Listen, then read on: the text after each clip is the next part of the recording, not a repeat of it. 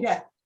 Right, Yeah. we are live. I'm going to just do a quick hello. Hello, everybody. Hello, world. Hello, YouTube. Hello, Facebook. Hello, everybody out there.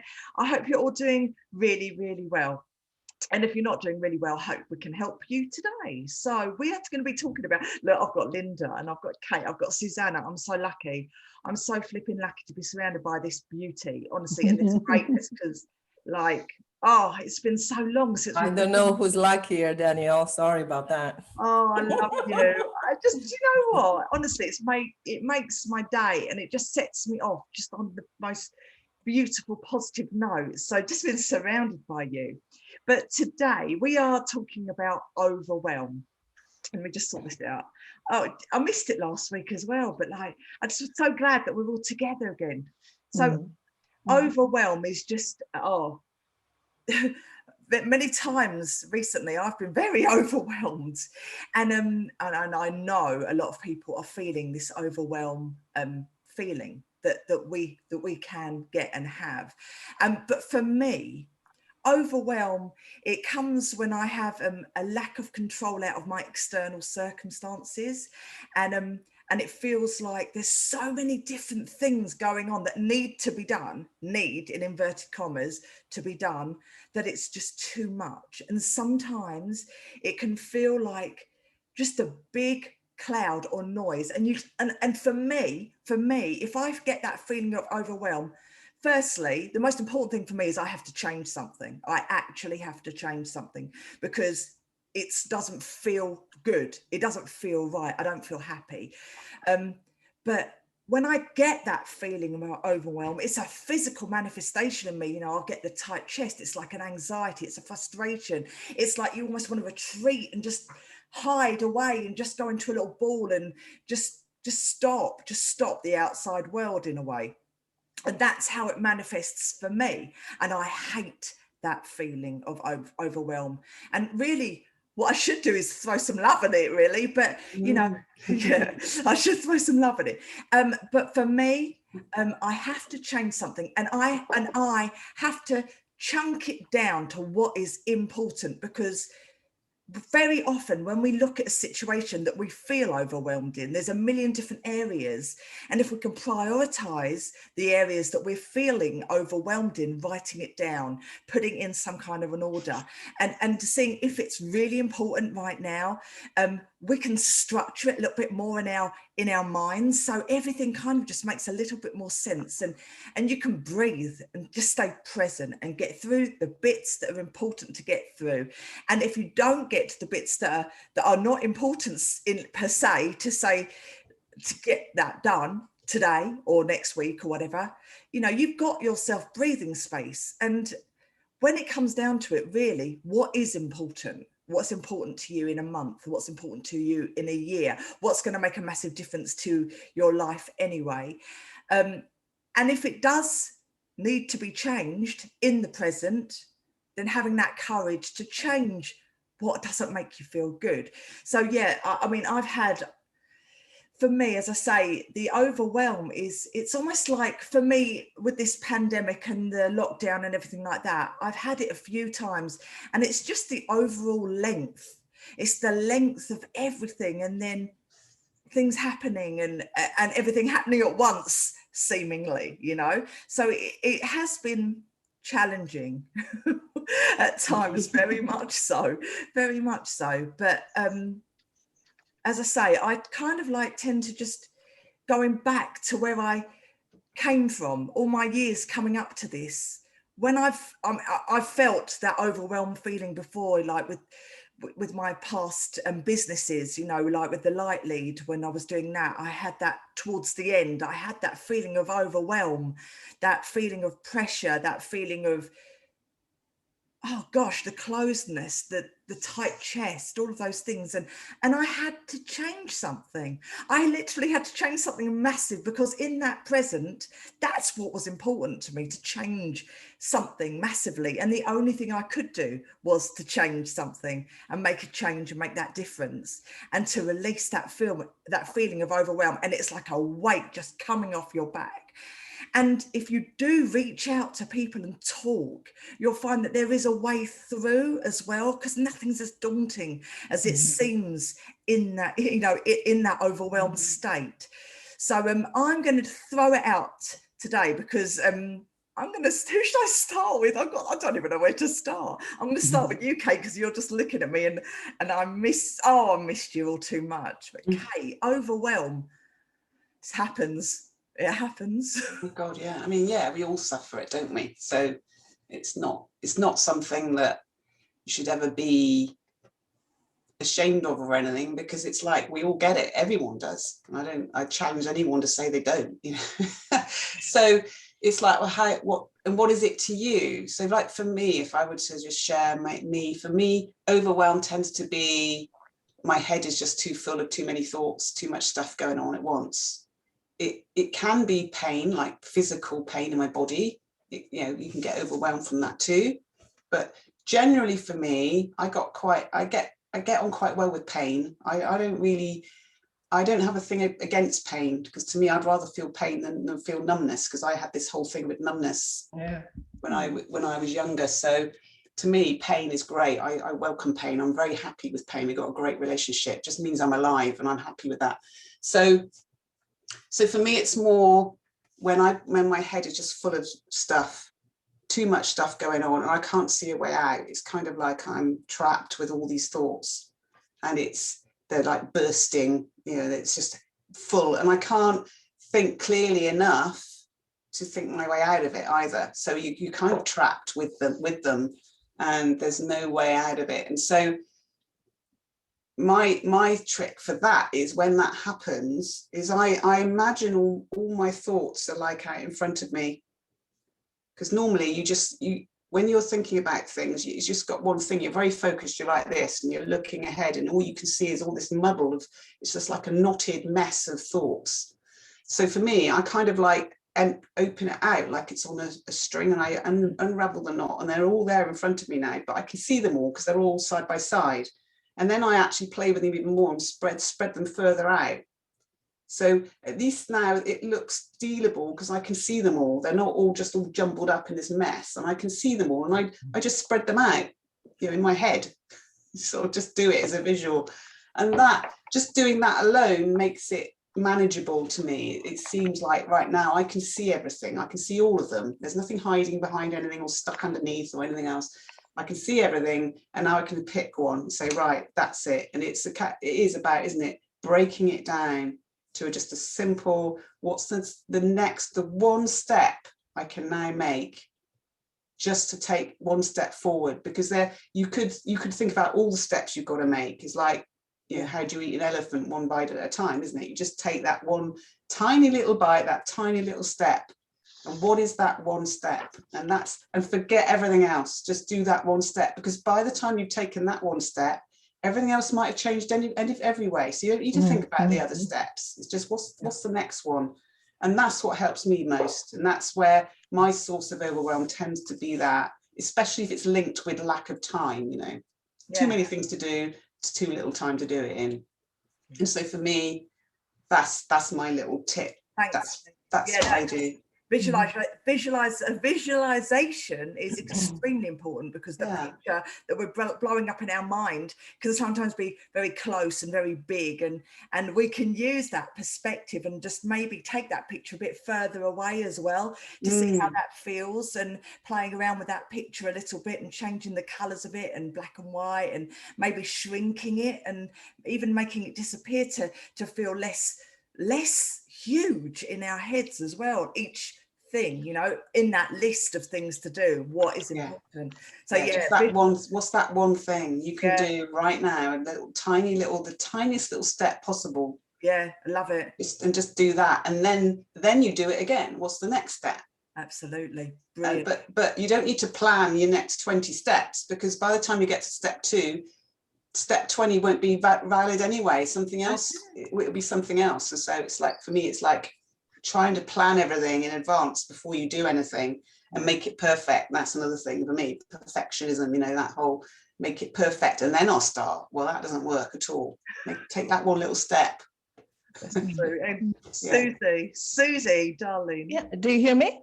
I hear you perfect. Ah, you like my Beauty. voice? I love your voice. Well, I love what Kate said. Indeed, you don't want to do something major, and that's the trick there. You know, when you feel this overwhelm, especially for me, and having a client the other day sharing with me her experience, and I was able to recognize what she was experiencing because I was just going through that as well. It's the feeling that nothing works. See, so yes, there is a sense of fear. There is an intense anxiety, anyway, to me, and from what my client was sharing, sort of panic, and there's no clarity. You feel very clouded, and you feel that it's too much, and that you cannot handle it. So that's the thing. That's the fear that this is too much for you to handle. And I've reflected on that. To a certain extent, it is true. Because accepting my human nature, my limited aspect is part of who I am. So it pushes one, especially me in the situation, all the circumstances I've been through lately, to see that what are the limits above which and underneath which I can exist. I can't say now that if you take me out and you put me in the desert, leave me there for 3 days, I'm going to be happy and meditating on God and illuminate myself. No, I'm probably gonna die of starving and heat and cold at night. And so all these situations, make us see where are the boundaries of this physical experience and respect that.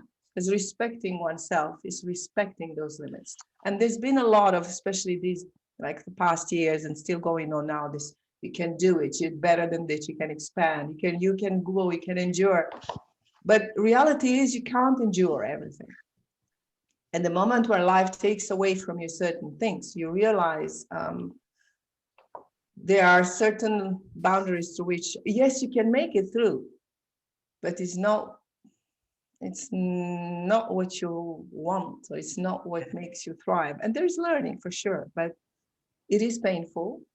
And it brings this humbleness of recognizing your own nature, that, hey, I need this and I need this. And I'm not talking about a bigger car and a bigger house. I'm just talking about basics, what really is required for you to be okay, within which limits. Pushing the boundaries, it's a cool idea. But it's not always the best choice. Yeah. To come back to the conversation I had with my clients. So what we did, we realized that, because she was telling me, no matter what I do everything you told me. She said, I do tapping, I do breathing, I stop, I take a conscious breathing. And it's true, you do all that and nothing works. She said, I had this feeling that I'm tired of being here. Oh. Tired of being here in this body, in this world where it sucks, where it's weird, where you can't do anything, like this irritability and this feeling of powerlessness, where you can't change, you can't do, you can't move out, you can't move on, you can't change things because things are stuck, generally speaking. So your rhythm is stopped. And so she was describing all that. So what we did, and we did it together, that was the fun part. We started with what was. So I said, okay, let's feel that in the body and just allow that for the time being. Doesn't mean we want it or we love it, or we just, let's just acknowledge what's happening in the body. And there was this pain in the chest and in the solar plexus, and there was this heaviness in the heart, and there was this depressive feeling, and there was heaviness in the legs, and there was all sorts of things. And then what I asked her to do is to say, okay, what's the perspective of your own life from there? And so she described to me, she says, okay, my son is doing that, the work is not working, I have no money, I have to move, I don't know where to go. And so I said, okay, that's the picture. I just asked her to take a shot. Okay, take a shot of life from there, from within this painful experience. So she did. We allowed a little bit of that, knowing that would be painful, and we accepted that. And then she went up above, like at the roof level. And I said, okay, let's look at this now from a little bit higher. What do you see? So again, so now the sensations in the body being less obvious. So she started to see clearly. She says, okay, there is that, and there is that, and there is that. So we went further and further until we reached the clouds. Well, she started laughing. She said, well, there's no big deal, nothing. I said, okay, let's go a little bit lower because we still need to have some clarity. So I asked her to go at a level of height, which would give her enough clarity, at least for her unconscious mind, to find an order and to establish a sort of priority in what needs to be done. And then once we did that with the unconscious, I asked her to take a deep breath, and then she exhaled, and then we went deep inside. So from high above, we were deep inside, but not only in the body, but deep to the core. Yeah. So we went into the soul.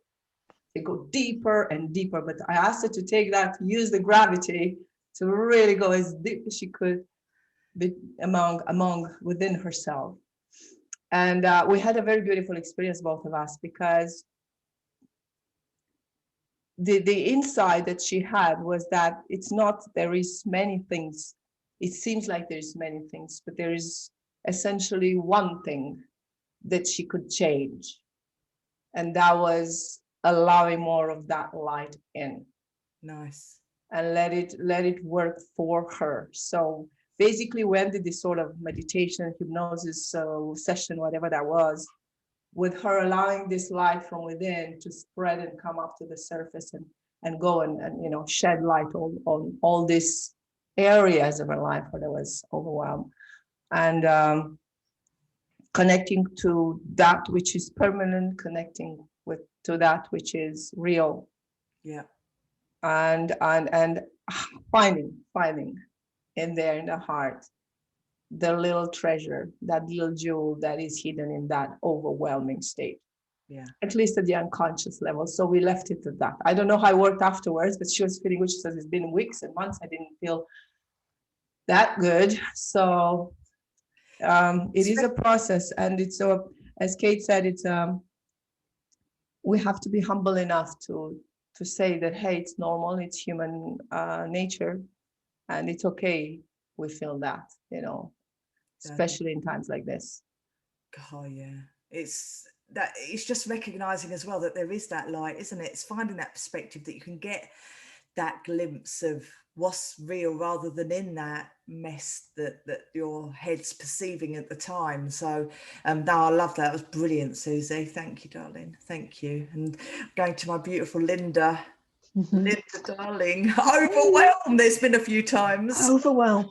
Oh gosh, yes. It's surely everybody at some point feels overwhelmed. What I remember is, one day, a few years ago, and I don't remember the circumstance, which is interesting. I don't know what circumstances caused it, so that's gone now. But I do remember walking across a room in my flat and suddenly thinking, whatever state I was in, it would be a mental state, an emotional state, and a physical problem state. Whatever it was that I don't recall now, I remember thinking, this is burnout. Because what I've noticed is we talk about burnout as if it's never coming. We talk about burnout as being in the future. You be careful, you don't want to burn out. You be careful that you don't end up with burnout. And in that moment, I realized this might be it. Why are we always thinking it's not here yet? Now, it clearly wasn't, because I continued to function okay, and I got myself out of whatever it was. So what I'm thinking this morning is overwhelm is a step on the way to burnout, and therefore you better deal with your overwhelm so that you are not threatened by burnout, because that is what happens if you push a boundary that without the power, without your own sufficient power of your own to push that boundary. Just because we think we ought to, doesn't mean we are able to, That's it. does it? So that's what I would say. And what did you do? What did you do to get out of that state? I can't remember what I did then. No. And also, you know, perhaps none of us in this group are typical. We have lots of tools, don't we? And we know we have those tools because we've had those tools and we've worked hard to gain them and use them for many years. So we are always in a position, we've got resources. We're always in a position, even if we lose it for a moment, we're in a position to get it back later and think, right, okay, what am I going to do? And I don't remember what I did exactly then. But my advice now, and it fits exactly with what Kate was saying, and I think, and it fits with what Susanna was saying, is my life is so much better since I learned that the word priority was a singular word until sometime in the 1940s. And it was only then it began to be pluralized as priorities. So I don't let it be priorities anymore. I look at, and it's a nonsense. You can't have priorities. You can only have one priority. And this is what Kate was talking about, where she spreads them all out and then looks at what is the one thing. And Susanna, something in what Susanna was saying, what was I looking at? Yes, Susanna was talking about in the moment, what I've called in the moment planning. I think, no, Kate as well. Yes, but both ladies have set things, so just do it in the moment. So in the moment, you can write them all down, get them out of your head. It's important to get this all out of your head, however you do it. You mentioned talking to people, didn't you? Yes, get it out, talk to somebody, write it down, journal it, whatever, make a list. And then you choose your one priority, because there only can be one priority. We're pretending, I believe, if we make a list of priorities, I think we're pretending. I don't think it's possible. And it doesn't mean that you can only do one thing today. There's no need to panic and think, but I've got 40 things to do before next week. Doesn't matter. Just what is the one? Do that one. And then, just as Kate said, look again. What is the next one then? And I think that makes it easier. Someone said, yes, how do you eat an elephant? You know, tiny bites at a time. No one needs us to handle everything all at once. That is just the troll that lives in our head that says that to us. Oh, you've got all this to do because no one else will do it, and the world will end if you don't get it all done by next Friday. That's just lies in our head. Of course.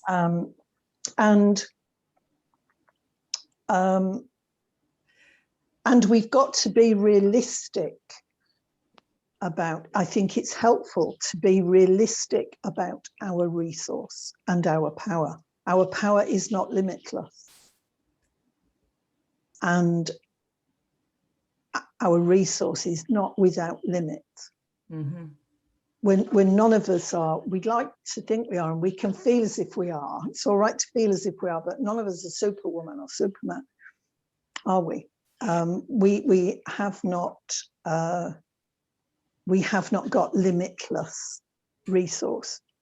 That's right. So I guess at the same time as finding the priority, the one priority, we can look at, in finding that one priority, we can look at what resource do I have right now? Yeah. What resource am I connected with right now? Because you might not be connected with your resource of strength. You might feel weak in that moment. you might feel useless. You might feel you're not very clever. Actually, you're never going to be, all that nonsense. Yeah. So match what you want to choose to do, match it to what you're able to do in that moment, because it's not the only moment. That's right. I think that would be my mantra. This is not the only moment. It's the most important thing is as well is you've got to put, like, as they say before, put your own oxygen mask on first and breathe and look after yourself first, because without you being a whole, then you're spreading bits of you out and out and out and just depleting even more of your energy, and to the point where you literally can't function. So the most important thing to do is look after your own mental health, your own health, your own everything first, because that is your priority. That is. So something comes to me that can be done practically. Because at another time, when you're out of that overwhelm or you're out of that unresourceful state, you would look back and think, oh, yes, actually, it was not as bad as I thought it was, and I could have done this and I could have done that. So, third person, write it down. Linda is feeling this right now. What can Linda do? Linda could do this. Linda could do that. Then Linda could do the other. So it might be Linda's feeling rubbish and no good, and as if she'll never, ever be a success at anything whatsoever. That's what Linda's feeling. What can Linda do now? Yeah. Linda can take some deep breaths. Linda can go read a passage in the Bible. Linda can whatever. Linda can phone one of her daughters, and then Linda can choose the one priority. That's wonderful. And it's like when you're asking someone that's in a state of confusion, that overwhelmed feeling, and if you're saying to them, what are you confused about? And they're saying everything. Just everything. Say, what are you specifically confused about? That gives you the tools to break it down, because it's not everything. What are you specifically confused about right now? And then you're automatically zooming in and going, oh, it's that. That's what I need to focus on, because your focus, it's like being in a tunnel.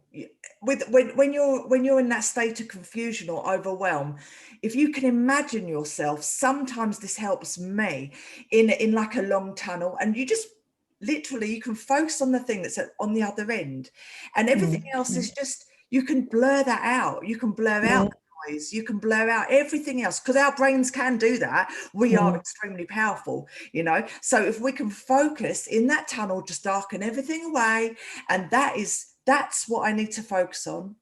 This is it. So what do I need to do to get to that bright shining light, to make it, to make that clear, to make that, and just quieten everything else around us, because we're so powerful. And if we're powerful enough to make that state of overwhelm, because a lot of it can be in our heads through perspective, if we're that powerful that we can do that, we are that powerful that we can focus in and channel our power to simplify it all. So that's what I would say. Be specific about the situation, and then what can you do to change that situation in that moment? I think the other thing is, like, sometimes the answer is just do nothing. Yeah. And so sometimes it's like, I'm going to just park it. You could just do a stream of consciousness, write down a load of things on a piece of paper and put it to one side. So I'm going to come back to you tomorrow. I'm leaving you there. And your mind then will just work on it for you. And then the next day, you'll know what to do. It's kind of like when you're in the overwhelm, you're in fear. And so you can't actually think straight at all. You're not going to make good decisions. You're not going to be creative in your problem solving. It's just panic. So sometimes it's better just park it. And sometimes the answer is just do nothing right now, and then come back. I'm gonna put you over there. Thank you for the message. I've got the message, and I'm just going to put you over there now, and I'll come back And I even put a time in. So I'm going to put a time in, like put an appointment in my diary. I'll see you tomorrow at 9 o'clock and we'll talk about it then. Thank you. Thanks for the warning, you know, or whatever. So sometimes that, you know, it's a bit like we will have these, you know, this talks with bucket list, all these 100 things I must do before I die and all this sort of stuff, you know. And I like the idea of the bucket list, which is like, none of that. Yeah, what am I going to not do before I die? All this other shit, like cleaning up and all that. What's that stuff? And so it's almost like, and not, you have your to-do list, but what's my not to-do list? And all these other things I'm not going to do. I'm not going to worry about this, that, and that. But the important things, it's that knowing those things and what's important to me. And also just focusing on that. Also, just what's just sprung to my head as well, is there a pattern? Is there a pattern of when you're feeling this overwhelm? Because it could be hormonal. Like, you know, I for one, before I'm having my menstrual cycle, God dear, I feel sorry for Costa. Let's put it this way, everyone's just like, because there's certain things you can tolerate, and then at a certain time of the month, you just can't anymore, and it's just like. That's it. So, you know, it's just knowing your body, knowing yourself. And you know, if it's a gentleman that's watching this that's in a state of overwhelm, is there a pattern to what you're going through? It could be that you're just surrounding yourself with someone else that has a pattern and that you're taking that on, you know. So it's being aware of your body, of what's going on in, you know, in your world. Is it happening every month? Is it happening every day at a certain time? Is it happening every season? Because it can be seasonal, can't it? It could be so many different things. Or if it's just because of what's going on in the outside world at the moment, and that's causing the overwhelm, it's just knowing that this will pass. It's not going to be like this forever. And you know, and perspective, that, you know, give it a week's time. Is it going to look the same? Put yourself in those shoes, looking back on the situation right now, you know, looking back on a week, looking back on a year's time at that situation right now. How does it look now? And oh, it's so powerful. Perspective, isn't it? In overwhelmed situations, although you're right, sometimes you can be that overwhelmed that you're just like, you know. Like Susie was saying, Yeah, you it's know, not. Yeah, you can sorry. be higher up. Sorry, go on. Yeah, that's exactly where I was going. Probably to the same idea. Go on. Yes. I was just saying that you were saying, like, you know, new perspective, you know, float above yourself, look down. How high can you go to move away from the feeling, and then you can see things for what they really are, not through being stuck in the feeling. Yeah. Or like you're saying, you can change perspective by time. You know, is this going to really be a problem for me in 5 years' time, or not? You know, what's it going to be like in 5 years or 10 years? And so then you immediately get perspective, and that the feeling, kind of the fear goes, because you've gone too far in the future, or too high up in the sky, or whatever it is. Yeah. And then the feeling can't be there anymore, because it's not relevant there. And so straight away you're out of that panic mode and into a more clarity, more problem solving, more creative, and everything else. So yeah, exactly. Yeah, that's what when listening to Danielle, it's not just the amount of things you have to do that gives you overwhelm. Sometimes it's the intensity of the importance of something that is not going well, or the gravity of some circumstances you're going through. It's not just like how many things I have to do will create overwhelm. It's a state. And listening to you, brilliant minds, it occurred to me right now that actually overwhelm is more of how much mental space there is there. I saw it like a sort of a bubble. We have several ideas and several possibilities, some smaller, some bigger, and then all of a sudden something bad takes this whole space and fills up the internal mental space, which we believe it could be limited. But to a certain extent, it is limited by our own definitions. So that's the only limit. So I think when we feel overwhelmed is that some idea, whatever that is, takes over the whole space. And there's very little space for it. So whatever you do, there's nothing else that can work. Even if you can say you're powerful, that will be a tiny little door. They will have no power over that. So I think it's about creating a little bit of space, a little bit at a time, like Kate said, and just taking a deep breath, or just saying, like Linda said, Linda can now take a deep breath, or just saying, this is overwhelm, and just staying in 1 second there consciously, despite the pain, will create a little bit of a separation, a little bit of something going on. I think that's what it is, creating mental space. So if I can come in there, I was reading the other day about meditation, that that if you meditate regularly, that meditation will create a bit of space around our issues. It will give us that space. We can't open up our head and look in and see that it's done that, can we? But that has been people's experience. That and of course, if you're overwhelmed, there's the jam jar, isn't there? So in our family, we look at the stress jam jar, and when it's full to the brim, it only takes one tiny drop to overflow. So you must have something in your life that is always siphoning off the stress that's building up, because there is stress can build up. Life is stressful. Life can be stressful. It's never going to be stress-free. So there's a need for something, whatever it is. It might be walking. It might be anything at all. Meditation is something that we know does this job. So it could be that siphons off some of the stress in that jam jar, and then the more we can siphon off, the further we are from reaching overwhelm, because that's overwhelm, isn't it? When that final drop goes in, and the final drop might not be at all that somebody has been diagnosed with a terminal illness. Not at all. It can just be that your toddler has spilt their milk. It could be all it is, and that's it. You're over your limit of tolerance. That's true. It's like when we're overwhelmed as well, it's what you were saying, Kate, when your thoughts just race, and like there's so many thoughts that you're just racing, and if you can slow everything down, I find that really helps as well. Just slow it down, slow everything down, slow your breathing down, if you're thinking about something or thinking about a moving image of what it is that you're thinking about doing, if you can slow that down, that can really help as well. Just slowing, just taking a breath, breathing. Yeah. I think that's a powerful. Can I add something?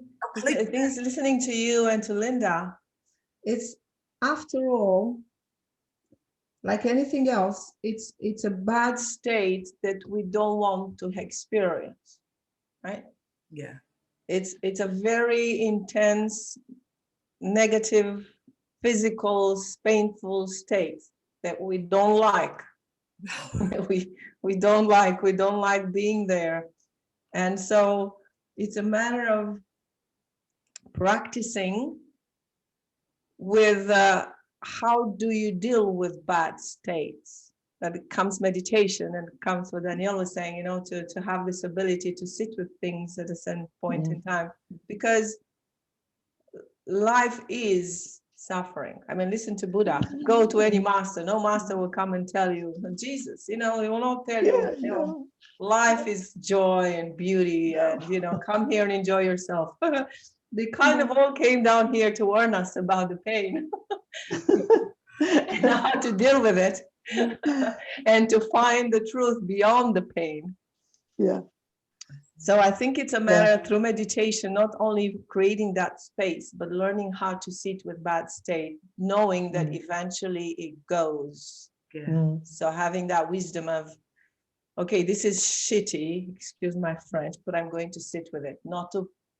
Yeah, I don't know if you've learned of or read anything about Alan Watts or of Alan Watts. Have you heard of him? He's a brilliant British philosopher.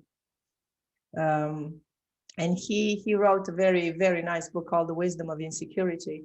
And he was saying in the book that actually we're not it's not the anxiety that makes us feel bad. It's the anxiety that the anxiety creates in us. We're anxious of anxiety. We're fearing anxiety. Oh, yes, yes, yes. So it's not only the overwhelm that is there, but it's that the whole, like, I want it off. I want this to be over now. I want this to, you know, get away now. I can't live with this. So most of the wise people I've learned from and read about, they had this ability to maintain and sustain a focus on the truth despite the pain. And so I guess that's another way to look at it. Can I sit with this shit for a moment without trying to correct it, or to just be with it and see what the heck happens? But that comes in the role of the meditation. Wrong. Yeah. Sorry? You see, you're making your body wrong by saying this is bad. And so Yes. It's a message. It's something is there. It's something to learn from. And it's like, oh, and that's the other distancing thing you can do, isn't it? You can start using your brain to say, well, what is this? What is wrong? What is it that my body's telling me now? I'm feeling awful. Yeah. So something needs to change. And then you could get into the one thing, or you could just say, well, what's the feeling? And then you go into the feeling, a bit like Susie was saying, where am I feeling this feeling? Is it my chest? Is it my gut? Is it all in my head? Is it headache? You know, what is it? Just a pain in my arm? You know, what is this feeling that's overwhelming me that I'm trying to push away? Because you're making your body wrong. Your body's telling you something. And so learning to just be with it, as you say, sit with it and let it just be as it is, and not make it wrong, not make it bad, but it's just a part of you that's telling you something. It's usually like a scared part of you that actually wants a bit of love. And so you were saying at the beginning, Danielle, you know, I hate this feeling, but you're making it wrong, and this is a part of you that you're hating. And so you can only create more suffering by hating it. Because it just wants to say something. And so it's like, then you could start saying a bit like Linda was saying, or Linda's this, where you could actually say, well, it's a part of you, and invite it to come and sit by you and tell you what's wrong, you know. And I always, like I've told you guys before, I always think of it as like a little child that's scared and feeling lonely and unloved, and it just wants a bit of love. And I kind of like open the door, say, come on in, come and sit by the fire and tell me what's up, you know, and see it as that. And then I'm not making it bad. I don't make a little child bad because they're sad and they're lonely and scared. I wouldn't say you're bad, go away and come back when you're happy. When you're nice. Yeah. Your heart goes out to them. You want to cuddle, you want to say it's okay, you're fine, you'll be all right. I know this is horrible, but you know, it'll pass. So why don't we do that to ourselves? We'll do it to a little kid. So I try to see that little kid and do that. And come and sit by the fire and get warm. You don't have to say anything if you don't want to. Just come in. So you're inviting them into love, and you open your heart to it, and letting it in, and not making it wrong for feeling the way it feels. And you're calling it because it's a part of you, but you can distance yourself. It's that distancing again. We're going above, or we're doing something with time or whatever. But this time you're just saying, you know, treating it as if it was a child, or like if it were an animal, what would it be? And that's usually, I use that a lot with clients, you know, well, if it was an animal, what would it be? And they immediately know, you know, straight like that. Oh, it's like this, that, or the other, or it's not an animal at all. It's like a spiky blue. It's a sphere, but it's got spikes coming out of it. It's blue, you know. And then you can start looking at the feeling and saying, okay, it's real, it's something, and let's look at that. And then what happens if we take the spikes off? What does it become then? And then you start playing with the feeling, and you can do all sorts of great things with with color and shapes and things like that, as we were saying before. And the other thing that's come to me recently, courtesy of you, Kate, is that so we've got all these versions of children. All the children are not sad. They're not all afraid that we've still got inside of us. And therefore, can we invite the happy 5-year-old that enjoyed school? For me, my 5-year-old loved school, there was story time and a teacher called Mrs. Jolly, and life was simple, and it was lovely. So can I invite her to drive the bus? Yeah. If one of my frightened, even teens, not always children, is it? If the Linda in my teens who got frightened, Even the 40-year-olds. yes, yes. Oh my goodness, yes, and the one that Lorks, yeah, the one that we were just talking this morning about in the family on a WhatsApp group about who wins the dreadful baby experience. And I win because I win every time, no matter what. And of course, my girls have had their own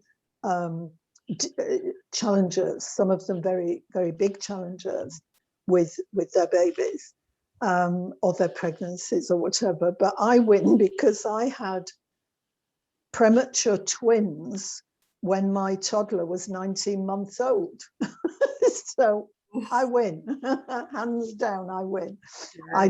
I did night feeds all myself and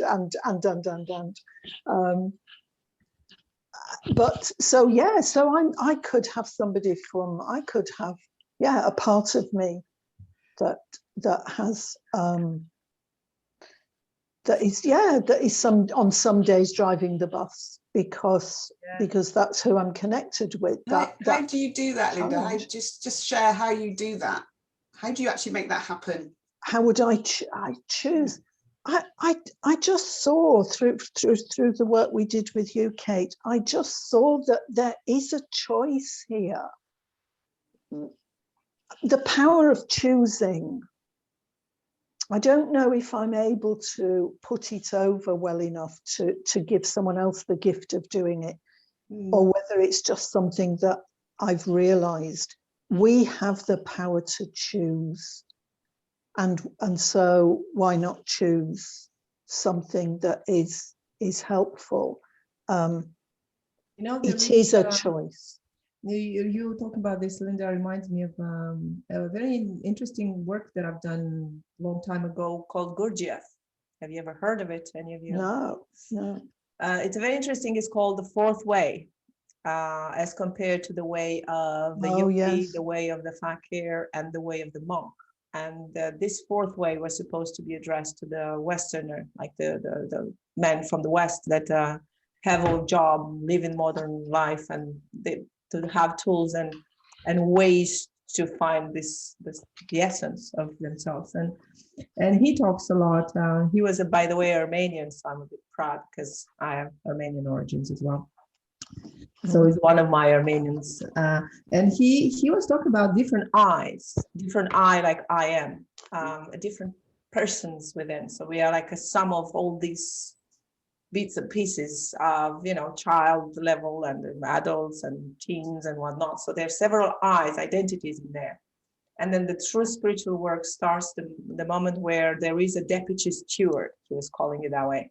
So basically, all this spiritual work you do on yourself eventually over time creates one more solid identity that can actually communicate and master the rest, like tells them all what to do. So, okay, I know you're bragging about that. I know you're complaining about this, but now we do this. I understand, but now I decide what we all do. And so it's very possible, because when you do this type of work, it's basically a lot of self-observation. And there's a very interesting book for people listening, if they want to read, to learn more about this, because the key for Gurdjieff was awareness. And there is this very interesting book that one of his students wrote, Uspensky, called Life is Real Only Then When I Am. So basically, they say when nothing else works, if you can just remember yourself. Yeah. Remember I am. And so just that in itself, it's the key to switch the state and to manage to put some order in that mess. And as Linda was saying, by knowing so well your different eyes through self-observation, you see, okay, this is the little me, this is the teen me, this is this and this and that. Eventually you can actually arrange for a shift, a switch between two. I said, okay, now you come and do it. I guess we'd need to know ourselves well enough. Yes, and we'd need to acknowledge that the negative version of ourselves that's currently popped into the driving seat. Then we'd need to acknowledge that. We're not just kicking her aside. So we'd acknowledge that, yes, I know that time was awful, and I know that this is how you're feeling right now. So maybe you can go rest, and let's have Linda from 5 to drive the bus. That's interesting. That fourth way. Something else I've noticed is that whenever someone's stuck, or we're stuck, and there only seems to be 2 choices, or someone's arguing with you and you're saying, well, this is how it should be, and they're presenting a ridiculously useless alternative and saying there's only these 2 things, then, well, either we've got to argue all the time, or I get walked all over. We are missing the third way. Always there's a third way. If the 2 ways that come to mind look ridiculous, then there's a third way. Yeah. So I like that. I think I can use that, the Trinity. Yeah. Can I just say as well, anyone that's watching this, everybody has got courses on there that they do. Susanna's just done is your course out yet, the Ayurveda? The first module is ready and is going to be next week available online. Amazing. So that, and Kate, you've got the most incredible course as well, haven't you? What's that about as well, Kate? Well, mine is all about, it's called Selfish Freedom, and it's all about learning about yourself and freeing yourself from whatever it is, giving you tools, all the tools you need to sort of navigate through life, really. And it's like just steps that you can take, and they kind of build on each other. So it's that's what I'm doing right now. And I'm just halfway through. I've been running it now for 6 weeks. I'm halfway through it, and we'll be running it again in a few months, so people can contact me about it if they're interested. So can I give a testimonial for that course then? Because I'm doing, I was sold at the title, Selfish Freedom. Yes, I thought I want some of that. And it's not about being selfish, is it? It is self-ish, self-ish. And it is absolutely marvelous. It is a unique course. I have never seen anything else like it. It wasn't what I was expecting. It's far better than I was expecting. And I would encourage you, when you run it again, I would encourage anyone to just grab at it. I think that's the beauty of what we're doing, because anyone that's watching, that's an amazing testimonial. And Susanna, I've seen the first part of yours myself. You liked it? That's brilliant as well. Honestly, I'm going to send to all of you in the group the link to my first 2 videos. So you tell me what you think. But can I add something? I'd love to see it. Just wanted to add something in terms of this, to finish the Overwhelm story. It just came to mind. I took the interview with Dick Harbers. He's an NLP practitioner as well, very wise, and he developed his own method. And his the whole thing has several steps to do, and they're all beautiful. But the main thing in dealing with anything that shows up is saying thank you. Yeah. So that could be actually the easiest way, because there's the only thing you have to do is to say thank you.